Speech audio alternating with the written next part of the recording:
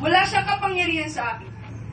Subalit, dapat makilala ng sanlibutan na iniibig ko ang Ama at ang ginagawa ko'y ang inuutos sa akin. Tumindig kayo, tayo na. Ang salita ng Diyos. Amen.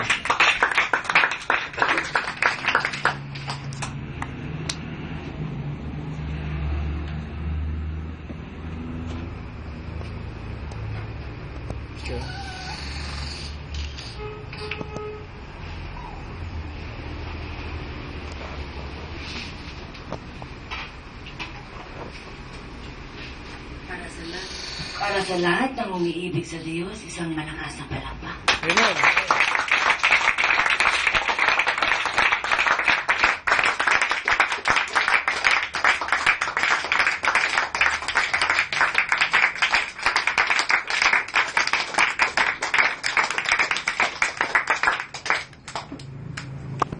Ang umiibig sa Diyos ay nakikinig sa sinasabi ng Diyos.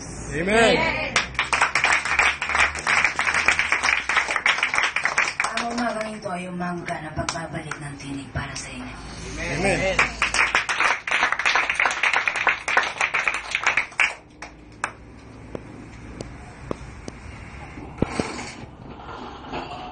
Maraming bagay ang hindi nauunawaan ng mga tao. Subalit kung kayo ay may spiritong galing sa Diyos, mauunawaan ninyo ang nais ng Diyos iparating sa inyo. Amen. Maraming hiwaga ang mundo, sapagkat nalikha ang lahat ng bagay dahil sa hiwaga. At ang hiwaga ay galing sa Diyos. Amen.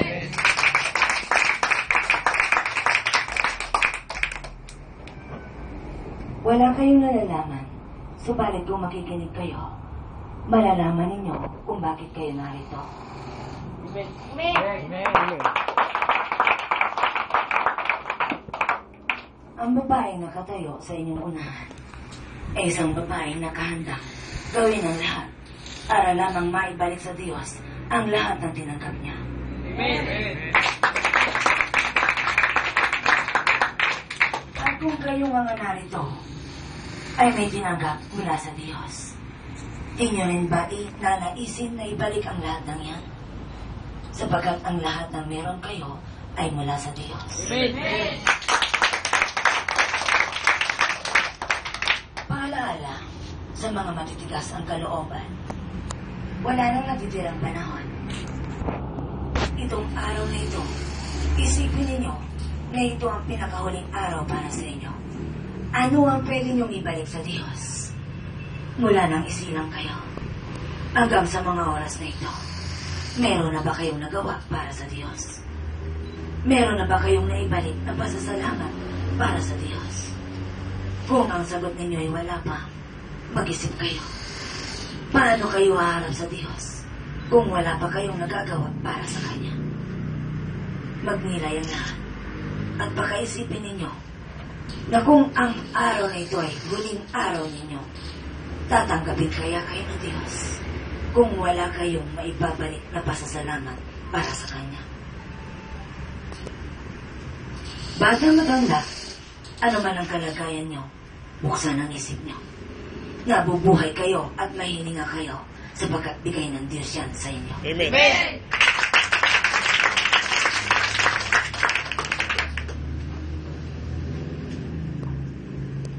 Ang araw na ito ay araw na dakila kaysa sa mga araw na dumaan sa buhay niyo. Amen. Ihahayag ng Diyos ang nais niyang ihayag. Kaya ang nais tumanggap ng pahayag, makinig. Huwag niyong isipin ang kalagayan niyo, ang katayuan niyo, ang pakiramdam niyo, ang hinanakit, ang sama ng loob, ang kalungkutan. Ang isipin niyo, ito ang pinakamaligayang araw para sa inyo. Amen.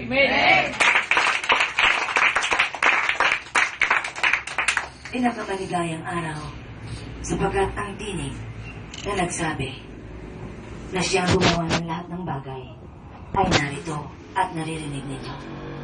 Amen. Sino ka man, saan ka man nagmula, di mo man alam ang lahi na pinanggalingan mo. Alam niya ng Diyos, kilala ka ng Diyos, wala kang maitatago sa Diyos. Amen. Kaya ang lahat ng narito, ilagay ang sarili sa pinakababa, sa pinakahamak, at isipin mo, wala kang halaga sa paningin ng Diyos. Kung wala kang halaga, sino ka para magmalaki? Sino ka para iangat ang sarili mo kaysa sa iba? Kung wala kang halaga, makinig ka, sapagkat ang nagsasalita ay pinakamahalaga. Amen.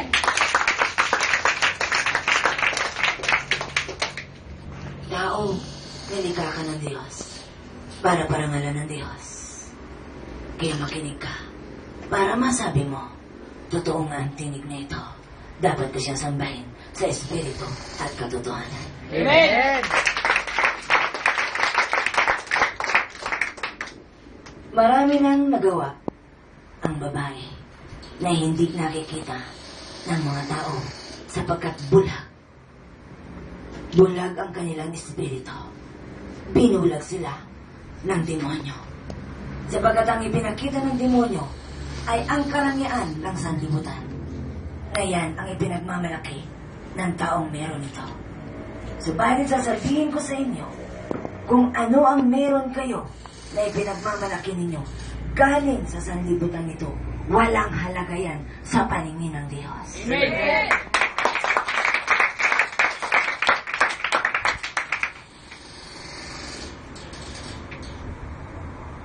Ngayon, ang araw na dakila na kung saan ang dakilang Diyos ang narito at nakikipag-usap sa inyo. Amen. Inihayag ng Diyos ang kanyang kadakilaan sa mga taong nakahandang tumanggap sa Kanya. At kayong lahat na narito ay nagsisikap na matanggap ang Diyos na dakila sa lahat. Amen. Marami ang nagsasabing kilala ang Diyos. Pero bakit nasaan sila? Di ba't abalang-abala sila sa kamunduhan? Sa kung ano ang nais nilang makamtan? Sa kung ano ang pinakakabalahan ng kanilang mga isipan? Kayo ay narito. Maaring hinahanap ninyo pa ang Diyos.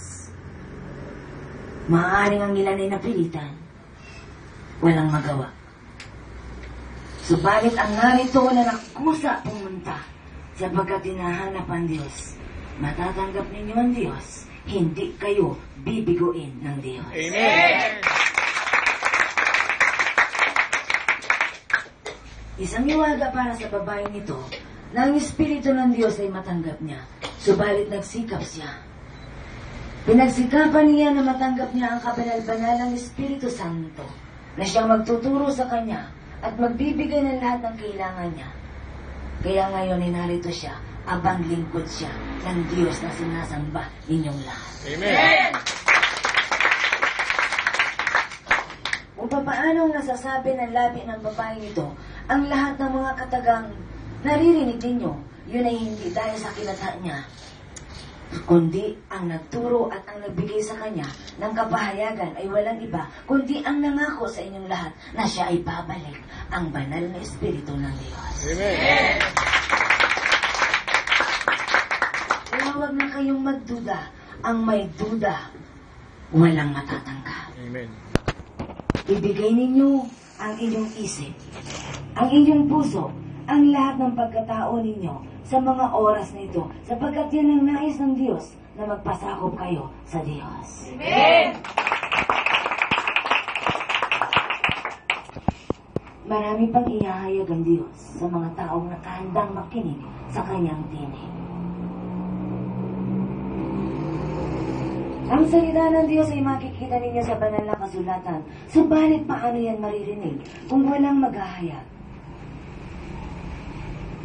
Ang banal na kasulatan ay isinabuhay ng mga naunang lingkod na tinawag ng Diyos.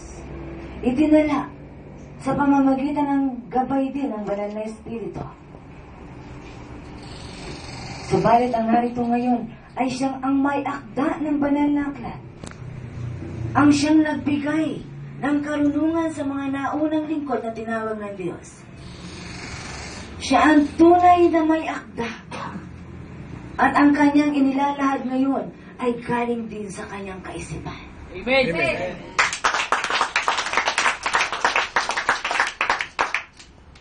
Kaya kung mahirap mang maunawaan ay naiintindihan kayo ng Diyos.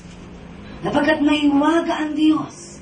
Ang tunay na nakakasaliksik lamang sa kaiwagaan ng Diyos ay ang mga taong tunay na naghahanap sa Diyos. Amen.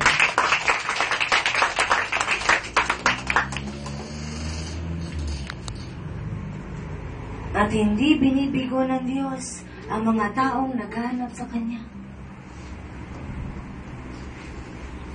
At huwag kayong hihinto sa paghahanap sa Diyos. At kapag nasumpungan ninyo ang tunay na Diyos, lalong huwag kayong huminto. At pagkatunay ang pangako ng Diyos na ang mananatiling tapat hanggang wakas ang siya lamang maliligtas. Amen.